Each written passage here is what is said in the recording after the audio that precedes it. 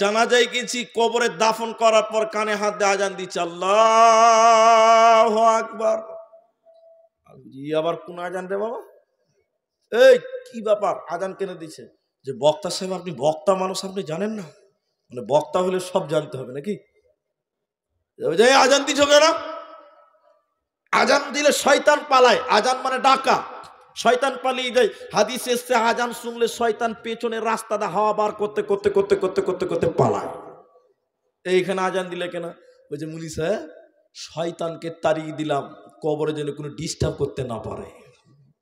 বুঝে কত নম্বর শয়তান নিজেও জানে না। হ্যাঁ, আরেকটা জানা যাচ্ছে দেখছি এরকম কাগজ, লোক মারা গেছে, দাফন কাফনের জন্য রেডি হয়ে গেছে, এমন সময় একটা বড় হুজুর একটা লম্বা পাঞ্জাবি আর পাগড়ি বেঁধে এরকম কাগজে লিখে দিচ্ছে মান রব্বুকা, ওর উত্তর লিখছে মা দিনুকা, তার উত্তর লিখলো মা নবিউকা, তার উত্তর লিখলো। যে এই কাগজটা কবরের ভিতরে ভরে তারপরে লাশটাকে দাফন করলো। তা আমি বললাম যে এই আবার কি চলছে রে বাবা? ও যে আবার লিখে দিল ওর আবার 5,000 টাকা বেতন। ক হাজার? 5,000 টাকা। আমি বললাম এটি কি হলো, কবরে লিখে দিলাম মানে? বলে হুজুর, আমাদের বড় হুজুর লিখে দিয়েছে, কবরে যখন মুনকার নাকির প্রশ্ন করবে এই কাগজ দেখে দেখে দেখে দেখে উত্তর দিবে।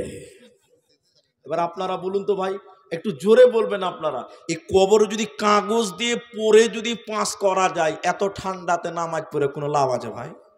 একটু বলুন। আবে ওকে 5,000 কেনে দিবি বা 50,000 টাকা দিয়ে লিখবো? সারা জীবন সুদ খাও আর ঘুষ খাও, আর বড় হুজুরের পা ধরে বলছে বাপজি তুমি লেখা দাও, তোমাকে 50 কেনে 1 লাখ টাকা দিব। দুনিয়াতে নামাজ পড়ে কোনো লাভ? নবীজি বললেন না, কবরে 3খানা প্রশ্ন করা হবে, উত্তর রেডি করো। কবরে কোনো মুখস্থ কাজে লাগবে না, ঈমান এবং আমাল দুইটা জিনিসের বড় প্রয়োজন। যে ব্যক্তিটা কোনোদিন মুখস্থ করল না, যে ব্যক্তিটা কোনোদিন মুখস্থ করল না, এরপরে যদি তার ঈমান এবং আমাল থাকে, কবরে অটোমেটিক বলবে, কবরের সওয়ালের অটোমেটিক উত্তর দিতে পারবে, ওই ব্যক্তিটার কোনো ভয় থাকবে না। তাহলে কবরে 3টা প্রশ্ন, তোমার রব কে, তোমার দিন কি, তোমার নবী কে।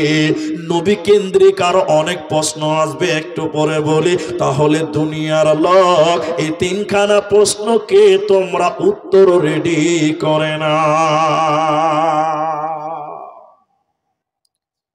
একটা ছেলে নামাজ পড়ে না, বুঝলেন, কলকাতাতে পড়ে। আপনারা কথা বলবেন, কোথায় পড়ে বললাম?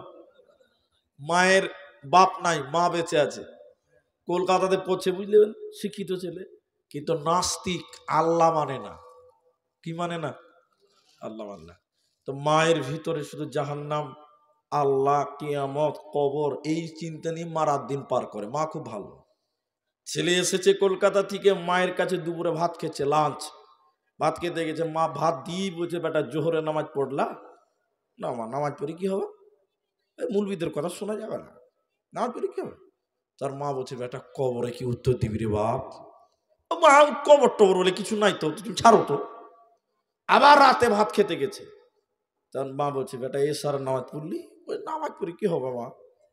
ওর মা বলছে কবরে কি উত্তর দিবি রে বাপ? ওর মা কবর ছাড়া কিছু বুঝে না। শিক্ষিত ছেলে, নাস্তিক, বুঝতে পারছেন। সন্ধ্যাবেলা মায়ের ঘেনার ঘেনার সহ্য করতে না পারে এরকম একটা সাদা কাগজ আর কলম নিয়ে মসজিদের ইমাম সাহেবের কাছে গিয়ে বলছে মুলি সাহেব, মুলি সাহেব জান্নাতে মুখ পার করে দেখছে, ওরে সর্বনাশ, গায়ে শয়তানটা মসজিদে, কি ব্যাপার? তো মুলি সাহেব বলছে জি জি বলেন বলেন, কি বলছেন বলেন। এই আপনারা তো কিয়ামত, জান্নাত, কবর এই পুলসিরাত করে মানুষের ব্রেনকে শেষ করে দিয়েছেন। আমার মা খালি বাড়িতে কবর কবর কবর করছে, আজ কবরে কি প্রশ্ন করা হবে বলেন। এবার মুলি সাহেব হাদিস বলছে, ইজাউজিয়াল মাইয়িতু ফিল কবরে, 3টা প্রশ্ন করা হবে। এবার থামেন, আমি লিখবো। খেপা নাস্তিক শিক্ষিত বেঈমান ছেলে লিখছে মান রব্বুকা মা দিনুকা মান নবিয়ুকা। উত্তর কি হবে? রব্বি আল্লাহ, দীনুল ইসলাম, নবী মুহাম্মাদুর রাসূলুল্লাহ সাল্লাল্লাহু আলাইহি সাল্লাম। ও খেপাই 3টা প্রশ্ন শিক্ষিত ছেলে রাতে আর ঘুমাই নাই, টেনে মুখস্থ করে নিয়েছে। এই 3টা প্রশ্ন যদি মুখস্থ করা হয় সারা রাত, পাওয়ার কত হবে? মুখস্থর ভোল্টেজটা কতটা হবে বলেন? 11,000 ভোল্ট ফেল হয়ে যাবার কাছে। ওকে রাত 2টোর সময় বলে এই বল কি উত্তর দিতে হবে, ঘুমের ঘরে ঘরে বলতে পারবে, পারবে কি পারবে না? সকালবেলায় নাস্তিক ছেলে মুখস্থ করে সারাত ঘুমায়নি, সকালে নাস্তা করতে গেছে ওর মায়ের কাছে, মা নাস্তা দিয়ে বলছে বেটা ফজরের নামাজ পড়লি রে বাপ? না মা, নামাজ পড়ে কি হবে? বলে কবরে কি উত্তর দিবি বাপ? বলছে মা তুমি শুনে নাও। নবীজি বলেছেন কবরে 3টা প্রশ্ন করা হবে, মান রব্বুকা, বলবো রব্বি আল্লাহ। দ্বিতীয় প্রশ্ন করা হবে মা দিনুকা, বলবো দিনুল ইসলাম। তৃতীয় প্রশ্ন করা হবে আমার নবীকা, তোমার নবীকে, বলবো নবী মুহাম্মদুর রাসূলুল্লাহ সাল্লাল্লাহু আলাইহি সাল্লাম। মা খালি এরকম শুকনো ঢুক গেছে, সর্বনাশ, ছেলে তো হাফেজ হয়ে গেছে, ছেলে তো মুখস্থ করে হাফেজ হয়ে গেছে রে বাবা, কি করা যায়? মা বলছে বেটা রে শোনো, মুখস্থ দিয়ে যদি পার হতে পারতে তাহলে আমরা নামাজিরা এত কষ্ট করে নামাজ পড়তাম না, লক্ষ টাকা দিয়ে দান করতাম না, এত কষ্ট করে মাদ্রাসায় দান করতাম না। বেটা রে শুনে লাও, তুমি কবরের ব্যাপারটা বুঝোনি। তখন মা ওই ছেলেটাকে একটা গল্প শোনাচ্ছি, 1 মিনিটে বলছে শোনেন। 3 বন্ধু, একজনের কাছে ময়না পাখি বাড়ির দরজায় ঝোলা থাকে। ময়না পাখির গেটে কি বলে মানুষ দেখলে? আসসালামু আলাইকুম, কেমন আছেন, এই কথাটা বলে। পাখি কথা বলতে দেখেছেন আপনারা? দেখেননি? টিয়া ময়না পাখি দেখেননি আপনারা? কথা বলে। তো একজন বলছে তোর ময়না কথা বলে না, বলছে না বলে। 2 জন বলছে বলে, একজন বলছে বলে না। একজন বলছে চপ পরীক্ষা করবে, একজন যে বলছে ময়না বলছে আসসালামু আলাইকুম কেমন আছেন, ঠিকই তো কথা বলছে। আরেকজন গেছে আসসালামু আলাইকুম কেমন আছেন, যে বলছে কথা বলে না। ও বাড়ি থেকে একটা বিড়ালকে ব্যাগে ভরে নিয়ে চলে গেছে। ওই ময়না পাখির সামনে বিড়ালের ঘাটটা মটকিয়ে দিয়ে বিড়ালের সামনে ময়নার সামনে বিড়ালটা বের করে দিয়েছে। এবার ময়না পাখি খাঁচার ভিতরে যখন বিড়াল দেখলো ছটফট করতে লাগলো, সালাম দিল না, ভয় ঢুকে গেল। মা তখন বলছে বেটা ময়না পাখিটা সালাম দিল না, ভুলে গেল কেন? বলে বিড়াল দেখে ভয় পেয়েছে তার কারণে। মা বলছে বেটা রে, একটা ময়না যদি বিড়াল দেখে তার জবান ভুলে যায়, দুনিয়াতে যতই কবরের প্রশ্ন মুখস্থ করো না কেন, যখন কবরে মুনকার নাকির ফেরেশতা দেখবে তোর জীবনের মুখস্থ বিদ্যা সব ভুলে যাবি রে বেটা। সেদিন মুখস্থ কোনো কাজে লাগবে না, লাগবে না, লাগবে না।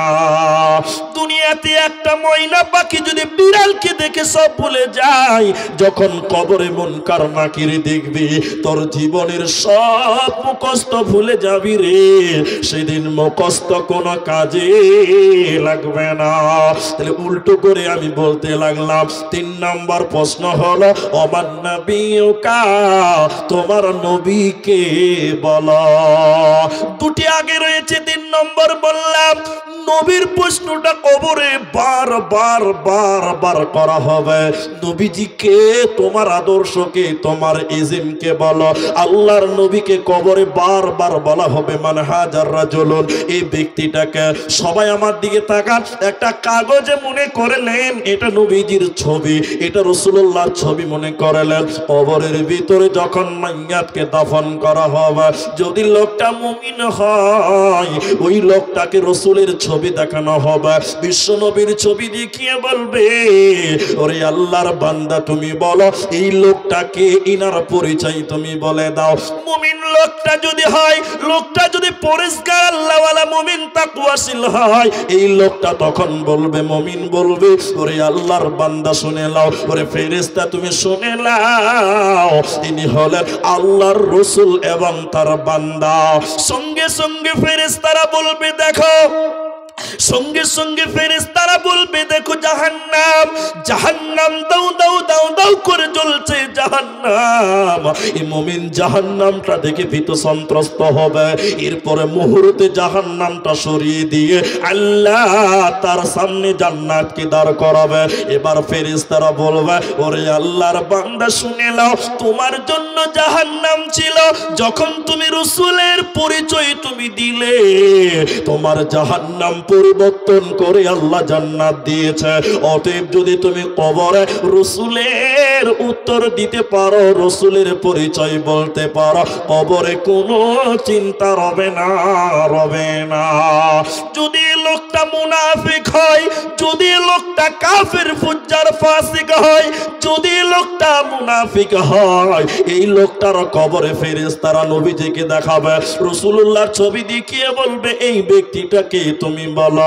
মান হাজার রাজুলুন, এই ব্যক্তিটাকে তুমি বলো। মুনাফিক বলবে আমি জানি না, ইনি কে আমার জানা নয়। মুনাফিক বলবে ইনি কে আমি জানি না। আল্লাহর মুনাফিক বান্দা বলবে আমার কোনো ধারণা নাই, লা আদরি, আমি কিছু জানি না। এবার ফেরেশতারা দুটো কথা বলবে, শোনেন। এক নম্বর বলবে বিবেক দিয়ে কেন তুমি তার পরিচয় জোগাড় করতে পারো নাই? তুমি দুনিয়াতে পাগল ছিলে না, সংসার বুঝতে, ব্যবসা বুঝতে, রাজনীতি বুঝেছিলা, তাহলে তুমি আল্লাহর নবীর পরিচয় কেন বুঝতে পারো নাই? দ্বিতীয় কথা বলবে কিতাব ঘেটে কেন তুমি দেখো নাই, কোরআন ঘেটে কেন তুমি পরিচয় বের করতে পারো নাই? মুমিন রে, তুমি দুনিয়াতে কামিয়াব। এবার কাফেরটাকে, মুনাফিককে জাহান ওই ফেরেশতারা, মুনাফিককে ওই ফেরেশতারা লোহার হাতুড়ি নিবে, লোহার ডান্ডা নিবে, লোহার হাতুড়ি দিয়ে ওই কাফেরকে মুনাফিকের মাথাতে এত জোরে লোহার হাতুড়ি দিয়ে মারবে, এত জোরে লোহার ডান্ডা দিয়ে মারবে। কাফের মুনাফিককে লোহার ডান্ডা দিয়ে এত জোরে মারবে, এত জোরে মারবে, ওই মারের আঘাতে লোকটা কানবে, বিকট আওয়াজ করবে। নবীজি বলেছেন ওর কান্নার আওয়াজ, ওর চিৎকারের আওয়াজ তামাম পৃথিবী শুনতে পাবে। তার কান্নার আওয়াজ শুধু শুনতে পাবে না মানুষ এবং জিন। তাহলে কবরে মুনাফিককে লোহা দিয়ে পিটানো হবে, বিকট আওয়াজ করবে, তামাম দুনিয়া শুনতে পাবে, তার আওয়াজ শুনতে পাবে না মানুষ আর জিন। অতএব কবরে যে রাসূলের পরিচয় জোগাড় করে দিতে পারবে না, রাসূলের পরিচয় যে লোকটা বলতে পারবে না, ওকে কঠিন শাস্তি দেওয়া হবে, লোহার হাতুড়ি দিয়ে পোড়া হবে, ওর কোনো উপায় রবে না, রবে না, রবে না। এই জন্য মুসলমান, রাসূলকে, নবীজিকে তুমি তার পরিচয় জোগাড় করে না।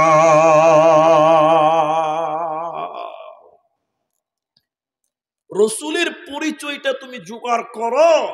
এখন আপনাদেরকে সবাইকে জিজ্ঞাসা করছি, একটু উত্তর দেবেন। আমরা রসুলকে সবাই ভালোবাসি, ভালোবাসেন না আপনারা? একটু বলুন। আল্লাহু আকবার। এটুকু হ্যাঁ বলা যায় না গো? আমরা সবাই কাকে ভালোবাসি?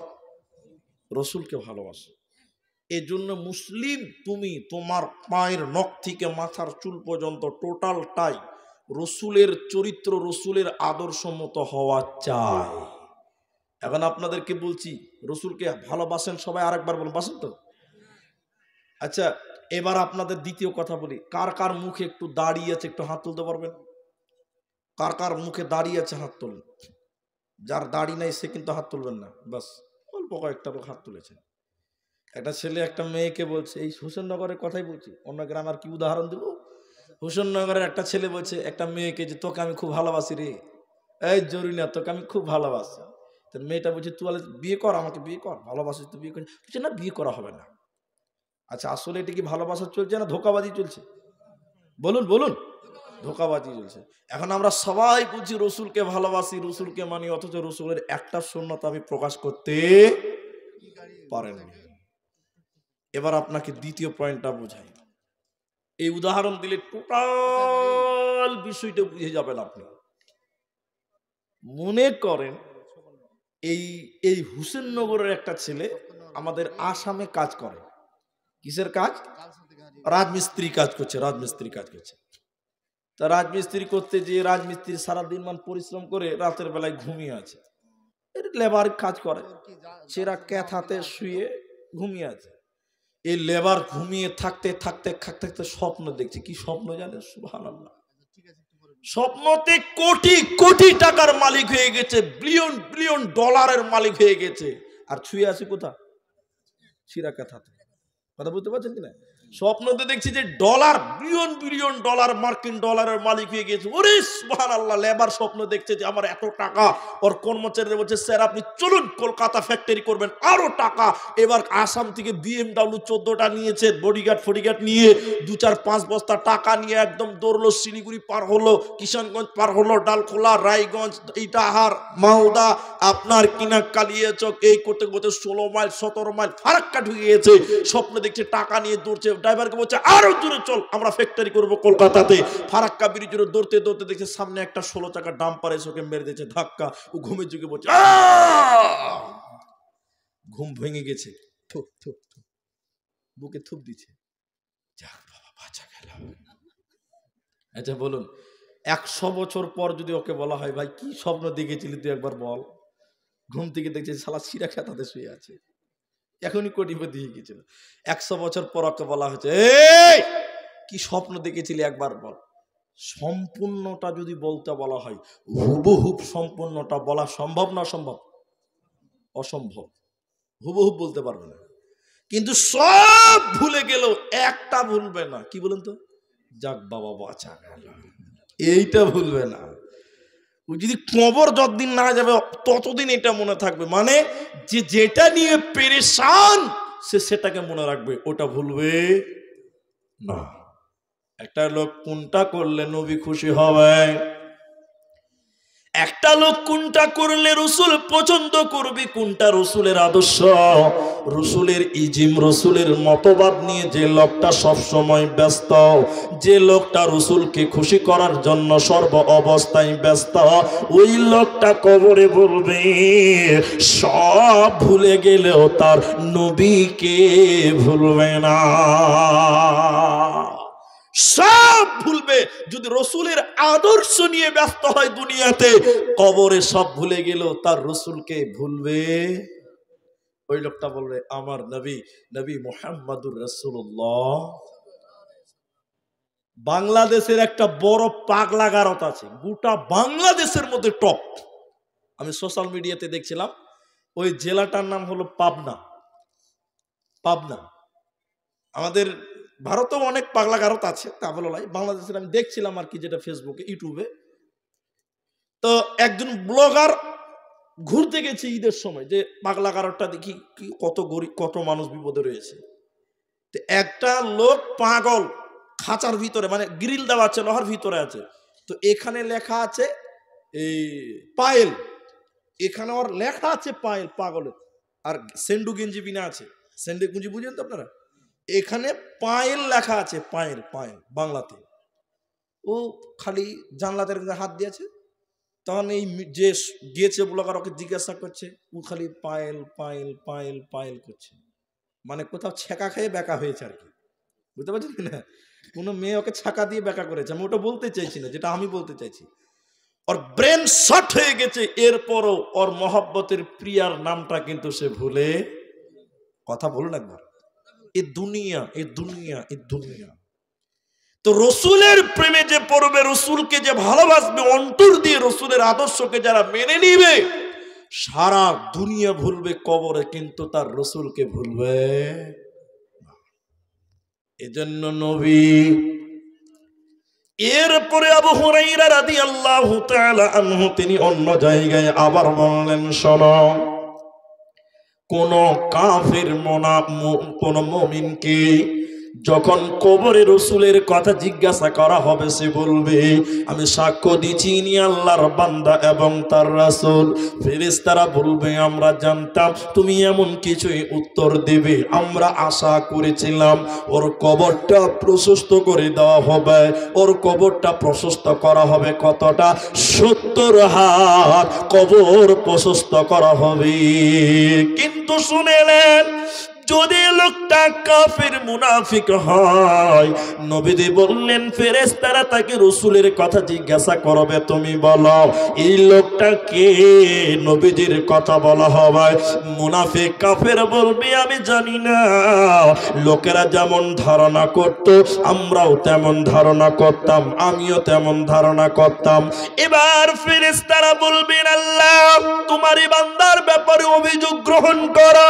এবার আল্লাহ জমিনকে বলবে, কবরকে বলবে, জমিন রে তুমি প্রতিশোধ নিয়ে নাও, তুমি বদলা নিয়ে নাও, প্রতিশোধ নিয়ে নাও, বদলা নিয়ে নাও।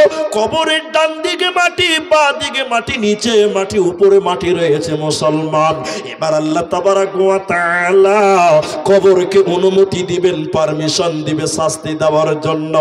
কবরের ডান দিকের মাটি, বাঁ দিকের মাটি ওই মাইয়াতকে, মুনাফিক কাফিরকে পিছিয়ে দিবে, এতটা পিছাবে নবীজি বললেন ওর ডান দিকের হাড্ডিগুলো বাঁ দিকে ঢুকে যাবে, ওর বাঁ দিকের হাড্ডিগুলো ডান দিকে ঢুকে যাবে, বাঁ দিকের হাড্ডিগুলো ডান দিকে ঢুকে যাবে, বাঁ দিকের হাড্ডিগুলো ডান দিকে ঢুকে যাবে, হাড় হাড্ডিগুলো ওলট পালট হয়ে যাবে।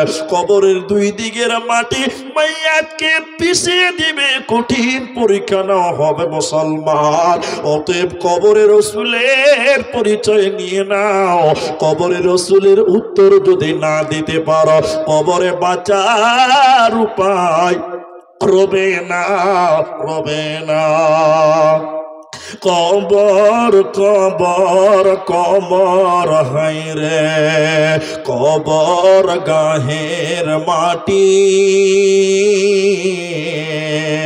দুনিয়ার সব মায়ার পেছনে তোমারে জেনেছি খাটি। একটি সকাল একটি বিকাল কাটেনি যাদের ছাড়া, ভাবিতে পারিনি কেমনেতে হায় পর হয়ে যাবে আজ তারা। তেমনি একা একে আসিল ভবে, একা একই যাব, বিদায় কালে পথের সাথী কোথায় গো পাব।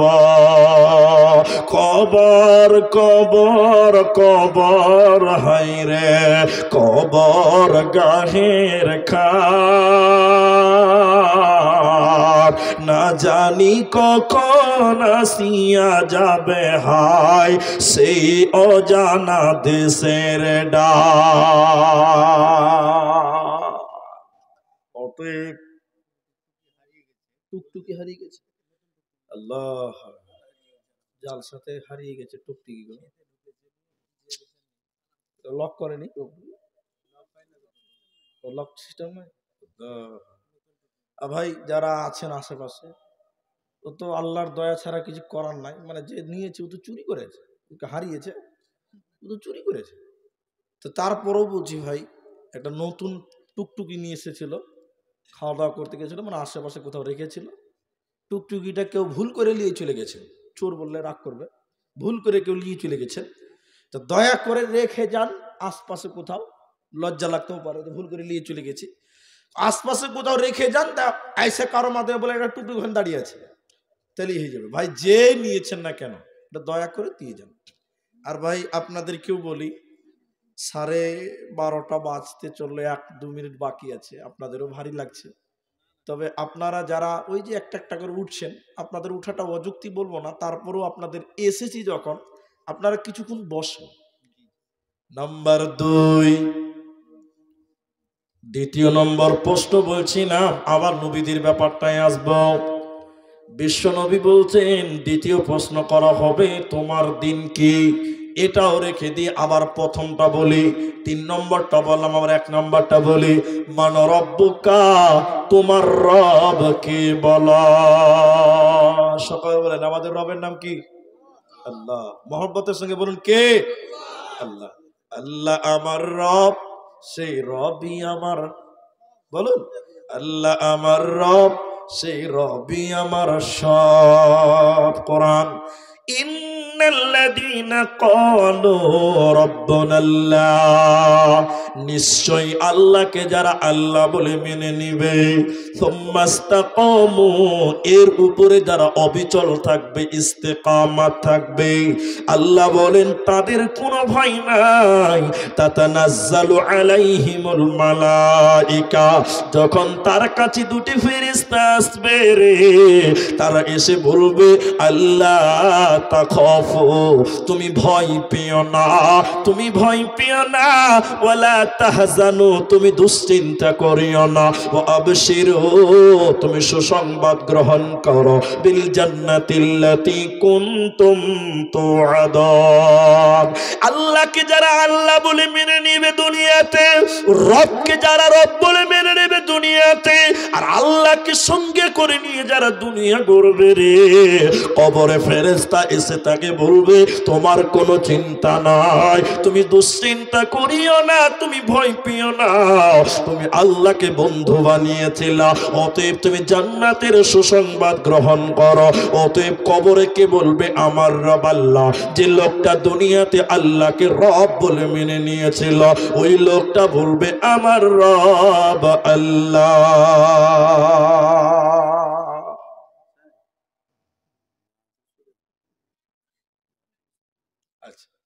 তাহলে আপনারা আপনারা যারা আছেন, তাহলে আল্লাহকে আল্লাহ বলে মেনে নিতে হবে। এখন আমাদের অধিকাংশ মুসলমানের আল্লাহ আছে বলুন? নাই। এটা তো আহলে হাদিস এলাকা, তারপরেও কিছু লোক আছে ডানে ভাই, বলছি না, কোনো বিভ্রান্তিকর কথা নয়, শরীয়তের কথাটাই শোনেন। একটা লোক এই কুচবিরিয়া বাজারে দোকান দিয়েছে, বোঝাবার জন্য বলছি, তো নতুন দোকানে কিন্তু ভাই বিক্রি ভালো হবে না, হবে? ও কি মাল আছে না আছে এটা প্রচারের ব্যাপার আছে কিনা, 2-1 মাস টাইম লাগবে না? লাগবে। এবার দোকান দিয়েছে নতুন, বিক্রি হচ্ছে না। দেখেন আল্লাহর কতটা অভাব আছে ওর। তো দেখছি যে না, এই তো হবে না এইভাবে। তো মাদ্রাসার হেড মুলবি এসে বলছে, বলি স্যার এটা তাবিজ দেন, দোকানে বিক্রি টিক্রি হচ্ছে না, এটা বরকতের তাবিজ দেন, যেন দোকানে বরকত হয়। আচ্ছা আপনারা সবাই বলুন, বরকত দেওয়ার মালিক কে? আল্লাহ। রিজিক দেওয়ার মালিক কে? আল্লাহ। তাহলে যে আল্লাহকে বাদে মুলবির কাছে তাবিজ দিতে আসে, বরকতের তাবিজ আছে, বলুন ওর আল্লাহ আছে? আপনারা বলুন আছে? তোমার দোকানে বরকত হচ্ছে না, কাকে বলতে হবে? আল্লাহকে। নাই, আল্লাহ নাই। তাহলে সর্ব অবস্থাতে আল্লাহকে আইনদাতা মানো। রব মানে বিধানদাতা, আইনদাতা।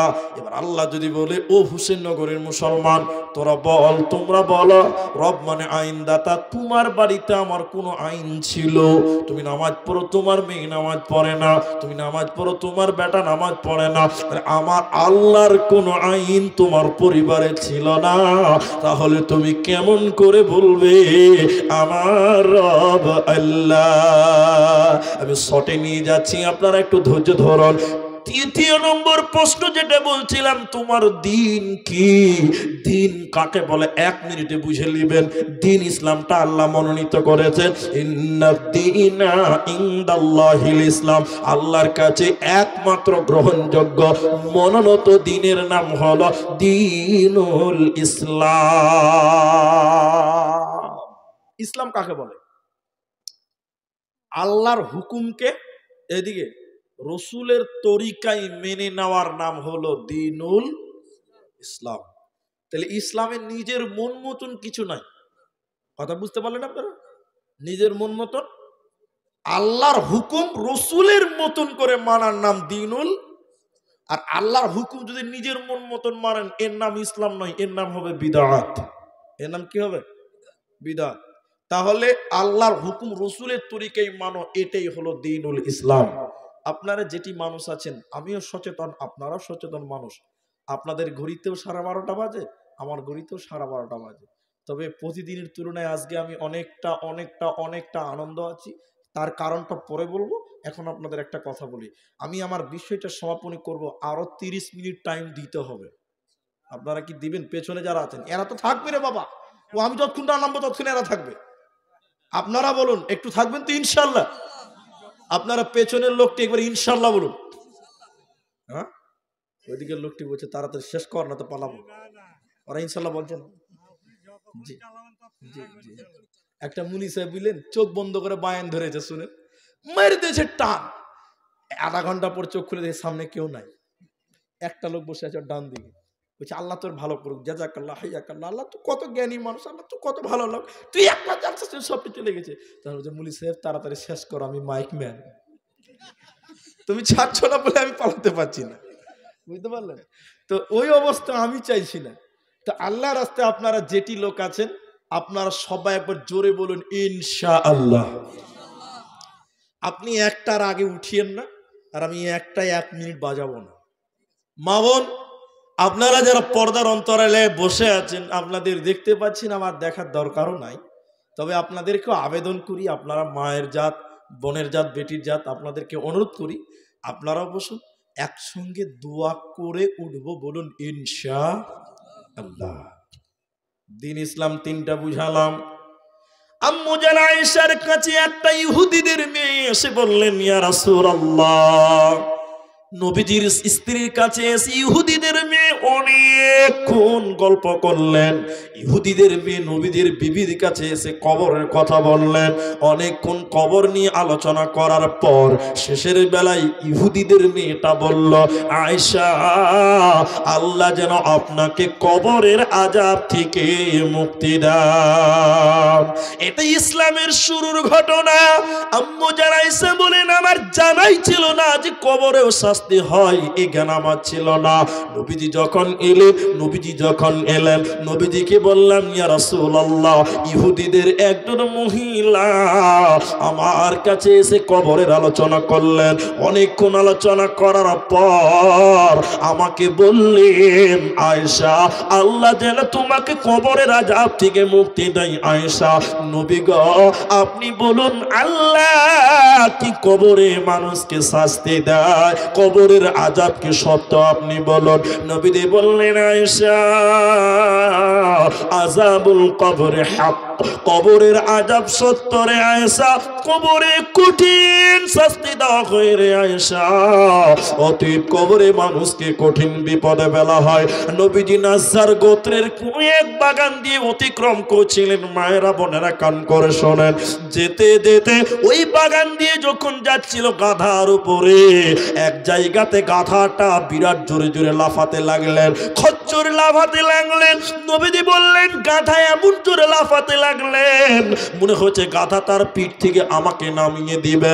আমি নবীজি গাধার পিঠ থেকে নামলাম, নেমে দেখলাম ওই জায়গাতে 4টা 5টা কবর রয়েছে। আমি সঙ্গে সঙ্গে বললাম সঙ্গী সাথীরা তোমরা কি বলতে পারো এগুলো কিসের কবর, কাদের কবর, এগুলো কারা মারা গেছিল, তারা মুমিন না মুনাফিক না মুশরিক? একজন লোক বলছেন ইয়া রাসূলুল্লাহ এরা সবাই মুশরিক অবস্থায় মারা গেছে নবী গো, এরা মুশরিক অবস্থায় মারা গেছে। নবীজি বললেন সাহাবীরা রে তোরা শুনে নি, আমি নবী আল্লাহ আমাকে জানিয়েছে তোমরা জানো না, কবরে কঠিন শাস্তি দেওয়া হয়, কবরে মানুষকে কঠিন বিপদে ফেলা হয়, কঠিন পরীক্ষা ফেলা হয়। এই সাহাবীরা শুনে নাও, আমি আল্লাহকে বলে দিতাম আল্লাহ তুমি আমার উম্মতকে কবরের আযাবটা শুনিয়ে দাও। আমি আল্লাহকে বলছি না কেন, শুনে নাও, মানুষ যদি কবরের আযাব শুনতে পায়, মানুষ যদি কবরের আযাব শুনতে পেত, কেউ তার নিজের বাবাকে কবরে দাফন করত না। মানুষ যদি কবরের আযাব শুনতে পেত, ভয়ে মানুষেরা তারা বাবাকে কবরে দাফন করত না।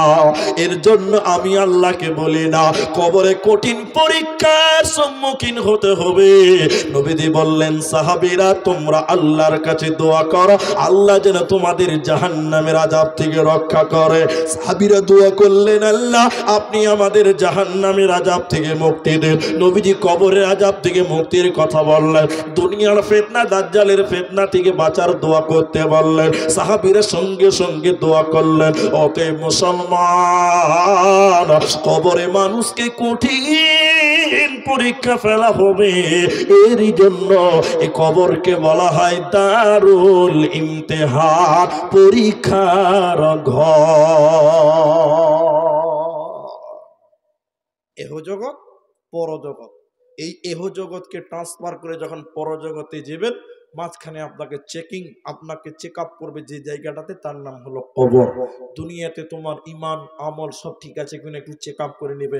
আপনাদের পার্সে রয়েছে বাংলাদেশে জলসায় যাচ্ছি বা যাচ্ছেন আপনারা ঘুরতে, দেখবেন বর্ডারে আপনার পাসপোর্ট দেখবে, ভিসা দেখবে, ব্যাগ চেক করবে। ওরা যদি চাইতে আপনাকে আন্ডার পেন খুলেও চেক করতে পারে, অবশ্যই পারে। এবার আপনি দেখবেন আপনার পাসপোর্ট দেখাবেন, ভিসা দেখাবেন, তারপর আপনাকে সিল মেরে দিবে, ঠিক আছে তুমি যাও, তোমার সব ঠিক আছে, ব্যাগ ট্যাগ ব্যাটিং প্যাটিং সব চেক আপ হলো, ঠিক আছে যাও।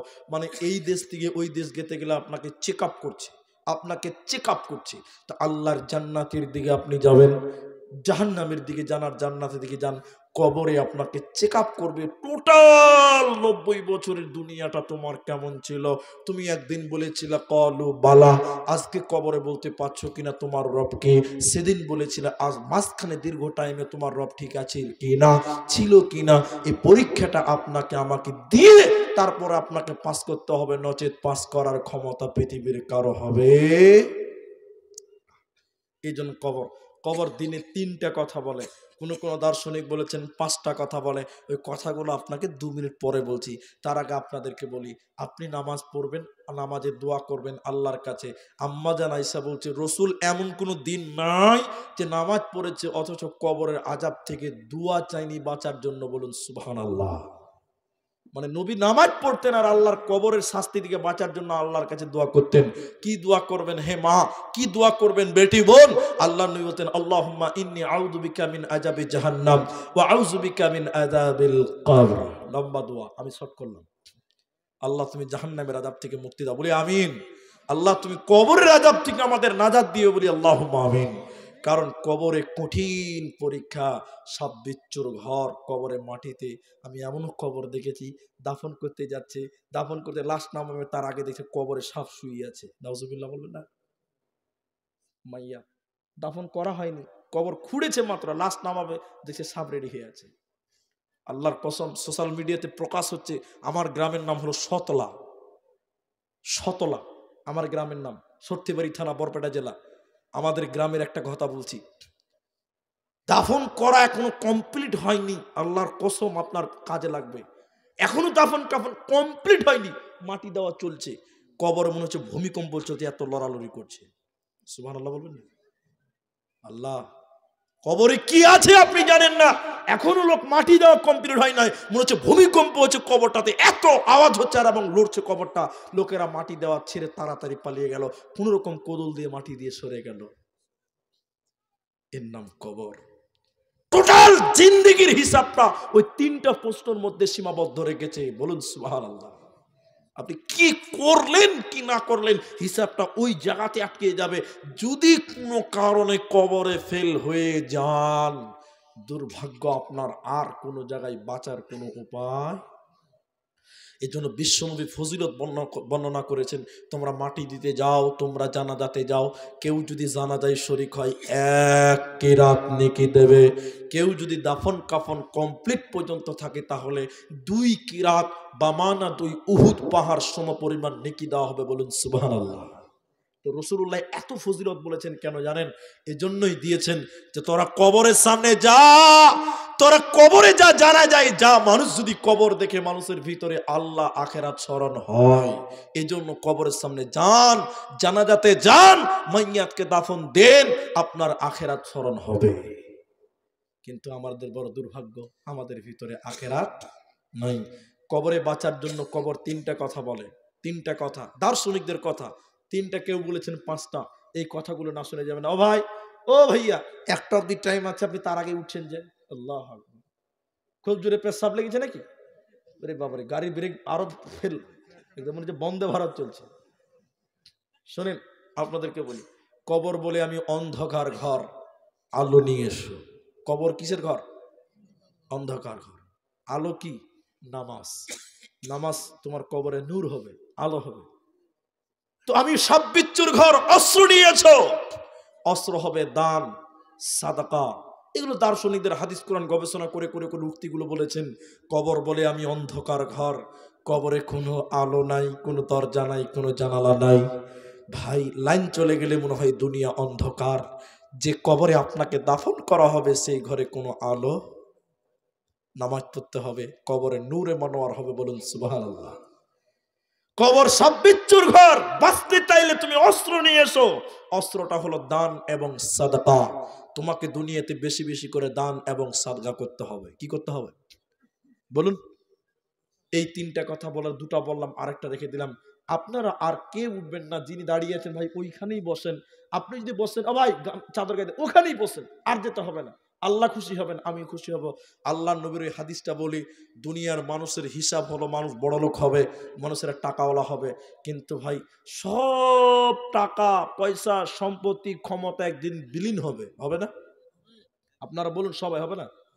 আপনি 40 বিঘা জমি করেছেন, মরে গেলে 40 বিঘা আপনার থাকবে না, ছেলে মেয়েদের হবে, তাহলে বিলীন হলো কি হলো না? বলুন আপনারা। আপনি 5টা দোকান আছে, মরে গেলে 5টা আপনার থাকবে না, 5টা ছেলের হবে, একটু হ্যাঁ না বলুন। আপনি 2তলা বাড়ি করেছেন, আপনার বাড়ি কবর, ছেলেরা 2তলায় থাকবে, তাহলে এগুলো আপনার না। 3টা তোমার। কটা তোমার বলুন? 3টে বিলীন হবে, আর ওটা আপনার থেকে যাবে। এক, তুমি যেটা খাচ্ছ এটা কেউ ভাগ করতে পারবে না।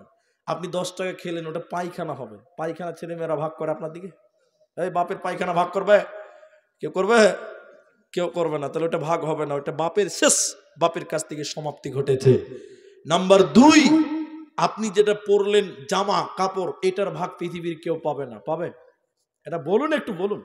এই জামাটা ছিঁড়ে যাবে, পচে যাবে, গলে যাবে, তাহলে এই যে জুব্বা, এটা আমার ছেলে মেয়েরা কেউ পাবে না। আপনাদের মনে আছে তো? পাবে না। আর নাম্বার 3, তুমি যেটা দান করলে এটার নেকি পৃথিবীর কেউ পাবে? আপনি বুঝতে পারেননি, এই মাদ্রাসায় আপনি 1000 টাকা দান করে মারা গেলেন, ছেলেমেয়েরা কি বলবে, আল্লাহ আমার বাপ 1000 টাকা হুসেননগর হাফিজিয়াতে দান করেছিল, নেকিগুলো আল্লাহ ভাগ করে দাও? কেউ দিবে? বলুন, আপনার দানের নেকি ছেলেদের দিবেন? দেবেন না। বাকি জমি জমা বাড়ি গাড়ি ব্যাংক ব্যালেন্স যা কিছু আছে সব ভাগ হয়ে যাবে, কিন্তু যেটা দান করলেন সেটা ভাগ হবে না, যেটা খেলেন ওটাও ভাগ হবে না, যেটা পড়লেন এটাও ভাগ পৃথিবীর কেউ পাবে না। আপনাদের যতগুলি লোক আছেন একবার হিসাব করে দেখেন তো, দুনিয়াতে আপনার কোনো কিছু আছে কি? বলুন তো দেখি। আপনি 50 বিঘা জমি করেছেন, মরলেই হাতছাড়া হয়ে যাবে, এগুলো আপনার না। আপনার আপনার না, সব বিলীন হবে। যদি দান করেন এই নেকি বিলীন হবে না, এটা পৃথিবীর কেউ পাবেও না। আমি আপনাদের একটা অবধি টাইম চেয়েছি, এখান থেকে একটা লোক, জ্ঞানী লোক, বিবেকবান লোক, পয়সাওয়ালা লোক, গরিব লোক, যে স্তরের হন না কেন, একটা লোক হিসাব করে বলুন তো, বাবা মাওলানা সাহেব কিছুই আমার নাই, সব ছেলে মেয়ে বহু বেটি নাতি তার, আমার তো কিচ্ছু রইল না, আমার কি? আজকের এই মাদ্রাসাটাতে একটা লোক বলবেন নিজের জন্য, আমার জন্য, নিজের জন্য এটার ভাগ কেউ পাবে না। একটা লোকের কাছে আমি দাবি করছি, আবদার করছি, এই মাদ্রাসাতে 5টা 1000 টাকা দিবেন। ভাই মরে গেলে সব পড়ে থাকবে, ছেলে মেয়েরা নেবে, এই 5000 টাকা কেউ নিতে পারবে না। একটা লোক লাভবাহিক একটু দাঁড়ান, একটা লোক দাঁড়ান, এই মাঠ থেকে বলুন, মাদের ভিতর থেকে বলুন, ভাইদের ভিতর থেকে বলুন, একটা লোক 5টা 1000 টাকা এই মাদ্রাসায় দেব, মলি সাহেব সব ছেলে মেয়েদের জন্য আমি এই 5টা 1000 টাকা আমার জন্য জমা করলাম, কাল কিয়ামতের দিন আমি পাবো। এইরকম আশা ভরসা নিয়ে একটা লোক 5টা 1000 টাকা দিবেন এই মাঠে, একটা লোক হাত তোলেন। কি আছে মরে গেলে? আজকে 50,000 টাকা আছে, সকালে যদি ঘোষণা হয় যে অমুকের বাপ মরে গেছে, 50,000 টাকা কোনো কাজে লাগবে না। একটা লোক 5টা 1000 টাকা চেয়েছি, এই হুসেননগর, কুচগিরিয়া, ছক্কননগর, অত্র এলাকার যতটি মানুষ আমার সামনে আছেন বা গ্রামের আছেন না কেন, একটা লোক 5টা 1000 টাকা এই মাদ্রাসার জন্য আপনি হাত তুলুন, আল্লাহ আপনাকে ভালো রাখবে, কামাই রুজি রোজগারে বরকত দিবে। এই 5000 টাকা বিনিময়ে একদিন আল্লাহ আপনাকে দিয়ে পুরস্কৃত করবেন ইনশাআল্লাহ। একটা লোক 5000 টাকার হাত তুলতে বলেছি ভাই, কেউ পাওয়া যাবে না গো? মাশাআল্লাহ। কি নাম ভাই? এদিকে আসেন, এদিকে আসেন, এদিকে মুখটা দেখান। আপনি দিবেন 5000 টাকা, তো আপনি স্টেজে বসেছিলেন, এখন মাদ্রাসা কেসের নাকি? শোনেন ভাই, কেসের ভাই, আপনি চলেই যাবেন, আমি আপনাকে জোরাজুরি করব না। ওই স্টেজে আছে, ও যাবে কোথায়? ও যাবে কোথাও? ধরে স্টেজ অব্দি। জি, ও ক্যাশিয়ার ক্যাশ না নিয়ে বাড়ি যাবে?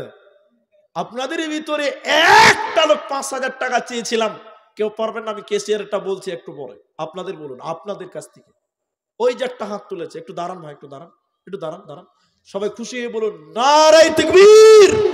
আসেন মুসাফা করেন, আমি আপনাকে অপমান করব না, আমাকে মতিউর ভাবিয়েন না, আসেন একটু মুসাফা করেন, আসেন। আমি চাপ দিব না, না আমি বলে দিচ্ছি, আমি বেজ্জতি করব না। আপনার সম্মান রেখে আমি দিয়েছি, আপনি আমার সম্মান রাখেন, আল্লাহ আপনার সম্মান রাখবে ইনশাল্লাহ। খালি মুসাফাটা করবো, আসেন। আমি দেখছি, আমি কাউকে বেজ্জত করব না, আমি আপনাদের টাইমের উপরে অবিচল থাকবো ইনশাল্লাহ। একজন পেলাম ওখান থেকে, আর একজন আমার কেসিয়ার, তো কেসিয়ারের দামটা কম হয়েছে কিন্তু ভাই, ও মাদ্রাসার কেসিয়ার। হ্যাঁ, আর মা বোনেরা পর্দার আড়ালে অনেক বসে আছেন, আমার মায়েরা মুসাফা করেন, মাশাআল্লাহ। কি নাম আপনার?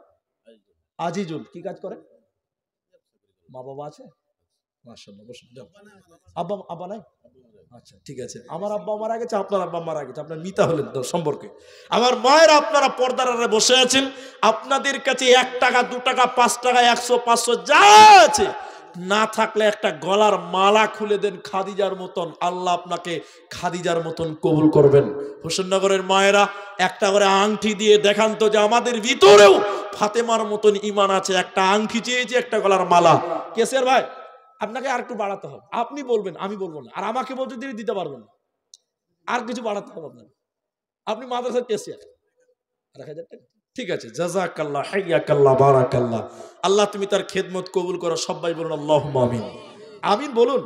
ও ভাই, ও ফোন চলে এসেছে মনে হয়। জি ঠিক আছে, উজা। আপনাদের কাছে আমি ওয়াদাবদ্ধ, আপনারা ওয়াদাবদ্ধ, তাহলে দুজন হলো 5-5 করে, একজন 6 একজন 5। আমার টাইম এখনো 12 মিনিট টাইম বাকি আছে। আপনাদের ভিতরে এতগুলো লোক বসে আছেন, আমার ভাই তিনি 5000 দিলেন, তার বাবা নাই, আল্লাহ তুমি তার বাবার কবরের শাস্তিকে মার্জনা করো, বলি আল্লাহুম্মা আমিন।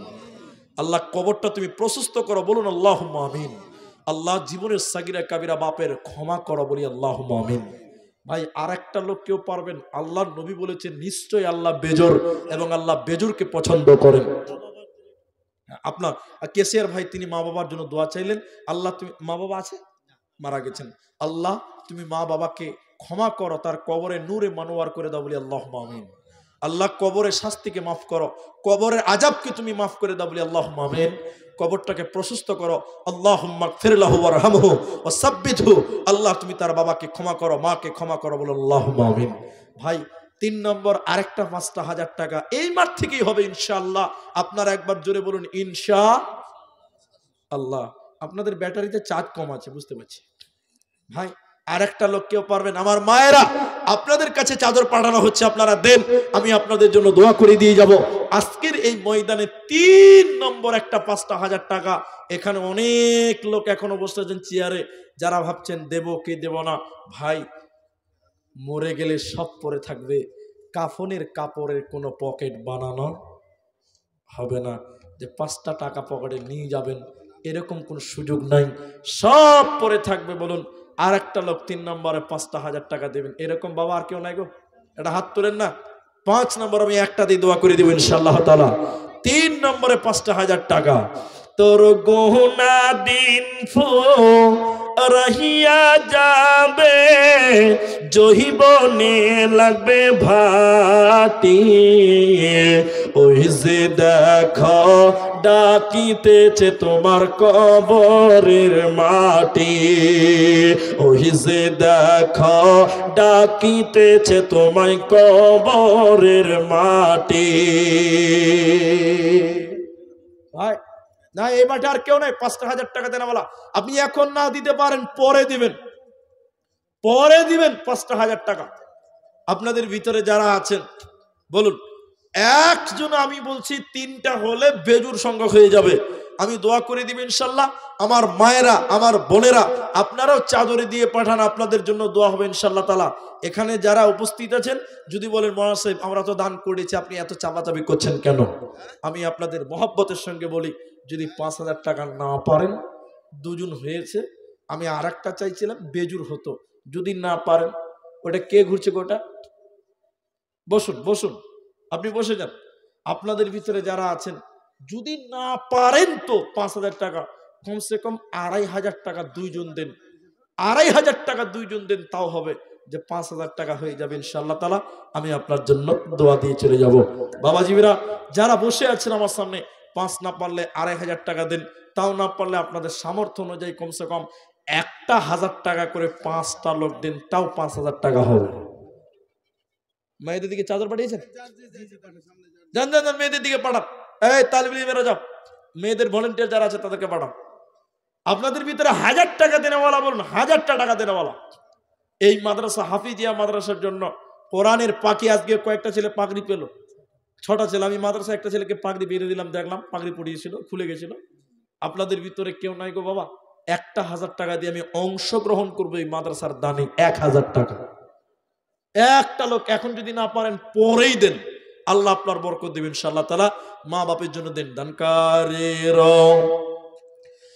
মাতা পিতা আল্লাহ সুখে রেখো কবরে, নূরের টুপি মাথায় দিয়া উঠাইও রোজ হাসরে। কত টাকা কত পয়সা কত রাস্তায় খরচ হয়, আল্লাহর রাস্তায় দান করিলে আখেরাতে জমা হয়। ভাই 1000 টাকা দেনেওয়ালাও কেউ নাই বাবা? এই এতগুলো লোকের ভিতরে 1000 টাকা কমসে কম এক একটা এন্ট্রি করেন। যে উনি 5,000 টাকা হলো, 1000 টাকাও হোক দুই একটা। আমি 5,000 পেয়েছি, 6,000 পেলাম, 1,000 টাকা আমি কমসে কম বলেছিলাম যে কমসে কম 5 জন মিলে একটা 5,000 টাকা হবে, 1,000 টাকা করে। আল্লাহর বান্দা কেউ নাই এখানে দেনেওয়ালা? মা বাবার জন্য দেন, নিজের সন্তানের জন্য দেন, নিজের জন্য খাস করে দেন, নিজের জন্য। এটা আপনার নিজের থাকবে, এটা আর কেউ নিতে পারে না। এই নিয়তে দেন। যার মা নাই বাবা নাই তাদের জন্য দোয়া নিয়ে যান। 1,000 টাকা কোনো ব্যাপার না। আপনারা মায়ের বোনদেরকে বলি, আপনারাও দানগুলো দিয়ে পাঠান। আর আমার কাছে অনেক লোক আমি দেখতে পাচ্ছি, আপনাদেরকে বলছি, মাশাআল্লাহ, হাফিজা 5,000 টাকার, মিনুকা 1,000 টাকা। আল্লাহু আকবার।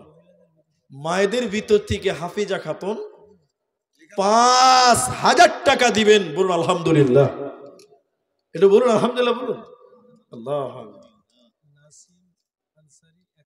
নাসিম আনসারি 1,000 টাকা, আর মিনিকা 1,000 টাকা। আল্লাহ হাফিজার দানকে তুমি কবুল করো, মনের নেক উদ্দেশ্য পূরণ করো, বলি আল্লাহুম্মা আমিন। জাযাকাল্লাহ, হাইয়াকাল্লাহ, বারাকাল্লাহ।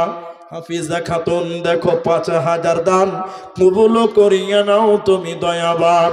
আরো একজন দেখো 1,000 দিল, তার সঙ্গে পুরুষদের 1,000 দান। এই দান কবুল করো তুমি দয়াবান। আমি আব্দুর রহমান আল্লাহ দোয়া দিব কত, এই দানিকে দিও বদলা তোমার মনের মতো। আমিন আমিন আমিন। মাশাআল্লাহ, 3 জন 5,000 টাকা হয়ে গেছে আলহামদুলিল্লাহ। আর 1,000 টাকা 2 জন হয়েছে। কি নাম ভাই?